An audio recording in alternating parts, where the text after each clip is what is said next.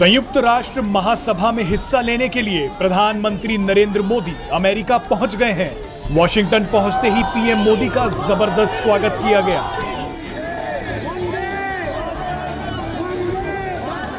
PM Modi ने America तक का यह सफर एयर इंडिया वन प्लेन से किया। जितनी चर्चा पीएम के इस दौरे की हो रही है, उतनी ही चर्चा अब उनके प्लेन की भी हो रही है। इस सफर के साथ ही कई वर्षों से चली आ रही एक परंपरा को भी तोड़ दिया। दरअसल पिछले कई सालों से जो भी प्रधानमंत्री अमेरिका जाते थे, उन्हें पहले जर्मनी के फ्रैंकफर्ट शहर में रुकना पड़ता था।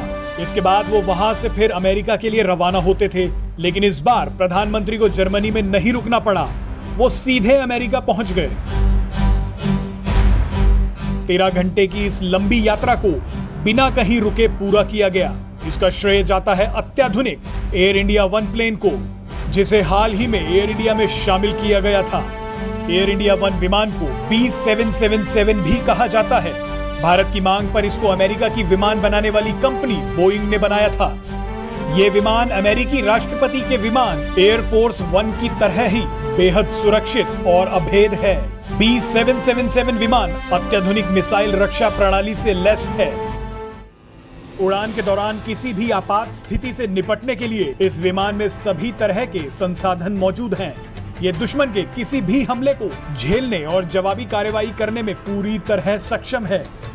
इतना ही नहीं, इस विमान पर मिसाइल हमलों तक का कोई भी असर नहीं होता।